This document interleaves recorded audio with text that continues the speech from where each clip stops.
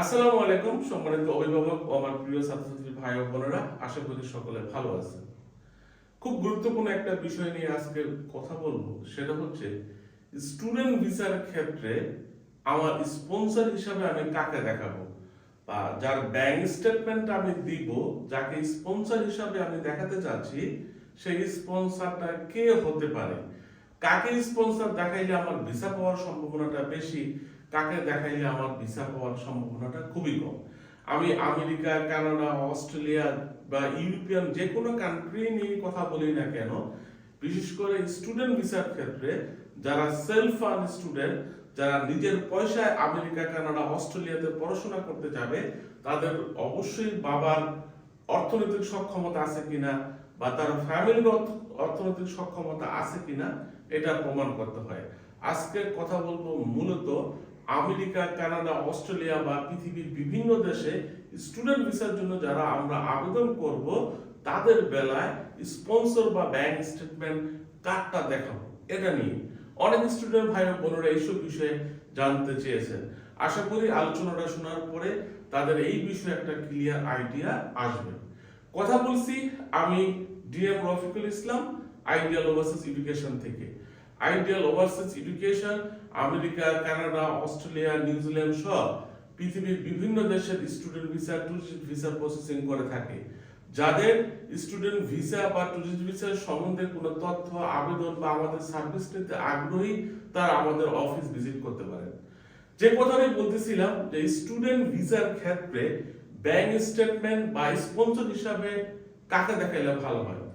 প্রথমেই আমি বলবো ফার্স্ট ব্লাড কেউ। ফার্স্ট ব্লাডের মধ্যে হতে পারে সেটা আপনার বাবা অথবা মা। বাবা অথবা মা যদি আপনাকে স্পন্সর করে, সেক্ষেত্রে আপনার ফ্যামিলি টাইস প্রুভ করতে খুবই সহজ হয়। আপনি যখন বাবা অথবা মার বাইরে ফ্যামিলি ভাই অথবা বোন স্পন্সর করে, আইন অনুযায়ী কিন্তু হতে পারে। সেক্ষেত্রে বাবা মা দেখাইলে যে গুরুত্বটুকু ভিসা অফিসার আপনাকে দিবে, ভাই বোন ততটা নাও দিতে পারে। ভাই বোন ছাড়াও আপনার মামা, চাচা, খালা, আত্মীয় স্বজন যে কোনো ব্যক্তি চাইলে কিছু কিছু কান্ট্রিতে আপনার স্পন্সর হিসাবে থাকতে পারে।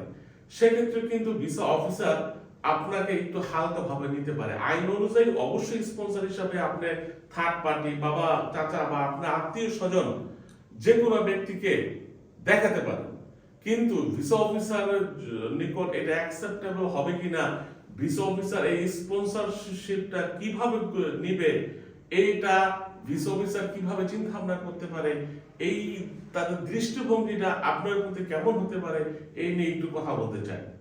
সেটা হচ্ছে, যদি আপনার বাবা অথবা মা আপনাকে স্পন্সর হিসাবে দেখাইতে আপনাকে যদি না পারে, বা আপনার বাবা মা যদি ব্যাংক স্টেটমেন্ট আপনার স্টুডেন্ট ভিসার আবেদনে করার জন্য দেখাইতে না পারে, আপনি নরমালি আপনার মামা, চাচা, খালা বা অন্য কোনো ব্যক্তির নিকট গেলেন বা তাদের ব্যাংক স্টেটমেন্ট আপনি ভিসা আবেদন করার সময় দেখালেন, সেক্ষেত্রে ভিসা অফিসারের মনে প্রথমেই একটা প্রশ্ন জাগবে, নিশ্চয়ই এই স্টুডেন্টের বাবা মার ফিনান্সিয়াল অ্যাবিলিটি তত একটা ভালো না।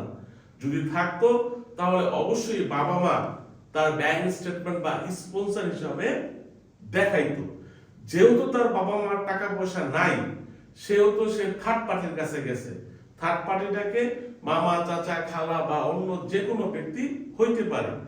তাই এই স্টুডেন্ট আমেরিকা, কানাডা, অস্ট্রেলিয়া বা পৃথিবীর যেখানে যাক না কেন, সে অর্থনৈতিক অবস্থা যেহেতু তার ভালো না, তার বাবা মা যেহেতু তাকে স্পন্সর হিসাবে দেখাইতে পারে নাই, সে মামা, চাচা, খালারটা ব্যাংক স্টেটমেন্ট বা স্পন্সর হিসাবে দেখাইছে, ইট মিনস তার বাবার পকেটে পয়সা নাই বিধায়ী সে তার মামা, চাচা, খালার নিকট গিয়েছেন।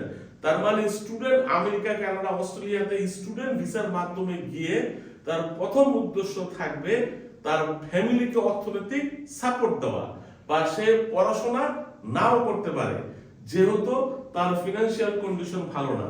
এই ফিনান্সিয়াল কন্ডিশন ভালো না, এটা সে কিভাবে বুঝলো? সে বুঝলো যেহেতু আপনার বাবা মা আপনাকে ফাইন্যান্সিয়াল স্পন্সর করতেছে না, আপনার মামা, চাচা, খালার নিকট গেছেন।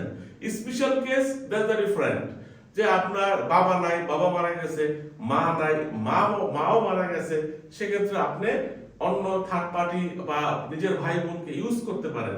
বাবা মা জীবিত আছে তখন যদি তাদেরকে ফাইন্যান্সিয়াল স্পন্সর হিসাবে না দেখান, তখন ভিসা অফিসাররা কিন্তু আপনার ফ্যামিলির অর্থনৈতিক সক্ষমতা নিয়ে অবশ্যই প্রশ্ন তুলবে, এবং সেক্ষেত্রে আপনার ভিসা রিফিউজ হয়ে যাওয়ার সম্ভাবনাটা খুবই খুবই বেশি, খুব হাই চান্স থাকে।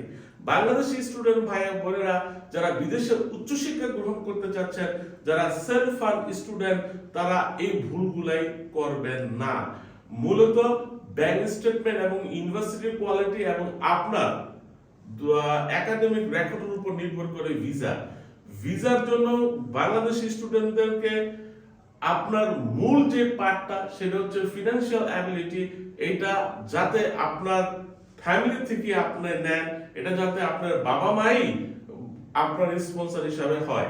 যখন বাবা মাকে স্পন্সর হিসাবে দেখাবেন, তখন ফ্যামিলির ফার্স্ট ব্লাড, আপনার বাবা আপনাকে স্পন্সর করতেছে, আপনার ফ্যামিলির অর্থনৈতিক সক্ষমতা নিয়ে ভিসা অফিসারের কোনো কোশ্চেন থাকবে না। যখন এই থার্ড পার্টির নিকট যাবেন, তখন সেই থার্ড পার্টি হতে পারে আপনার মামা বা আপনার খালা বা আপনার অন্য কোনো আত্মীয় স্বজন। সেক্ষেত্রে ভিসা অফিসার মনে করবে নিশ্চয়ই আপনার বাবার পয়সা নাই, তাই আপনি আপনার আত্মীয় স্বজনের নিকট ব্যাংক স্টেটমেন্ট সহযোগিতা নিতে গেছেন, তাদেরকে রিকোয়েস্ট করছেন আপনাকে তারা স্পন্সর করে। আরেকটা বিষয়, এখানে স্পন্সর যখন যে কোনো ব্যক্তিকে দিবেন, অবশ্যই তার সোর্স অফ ফান্ড, যেই টাকাটা সে ব্যাংকে দেখাইলো, এই টাকাটার উৎস কি, সেটা যদি জব করে থাকে তাহলে অবশ্যই তার স্যালারি স্টেটমেন্ট দেখাবেন, তার ইনকাম স্টেটমেন্ট দেখাবেন। আর যদি বিজনেস করে থাকে অবশ্যই তার trade licence, tin certificate, tax return, এটার সম্পর্কে যত ধরনের এভিডেন্স আছে এগুলো দেওয়ার চেষ্টা করবেন। ভিসা অফিসারের মনে যাতে কোনো কোশ্চেন ক্রিয়েট না হয়, যাতে ভিসা অফিসারের মনে একটা ক্লিন ইমেজ তৈরি হয় ডকুমেন্টেশন দেওয়ার সময়, এই বিষয়গুলাই অবশ্যই মাথায় রাখবেন। আমি আবারও বলছি, যেহেতু স্টুডেন্ট ভিসা একটা নন ইমিগ্রেন্ট ভিসা, এখানে প্রমাণ করতে হবে আপনার পড়াশোনা করার মতো আপনার ফ্যামিলির অর্থনৈতিক সক্ষমতা আছে। সেক্ষেত্রে আপনার বাবা মার ফিনান্সিয়াল অ্যাবিলিটি ওরা দেখতে চায়। আইন অনুযায়ী চাইলে যে কোনো ব্যক্তি ব্যাংক সাপোর্ট বা স্পন্সর করতে পারে, কিন্তু বাবা মা করাটাই উত্তম। এতে করে আপনার ভিসা পাওয়ার পসিবিলিটিটা খুবই বাড়বে। আপনাদের সকলের প্রতি রইল শুভকামনা।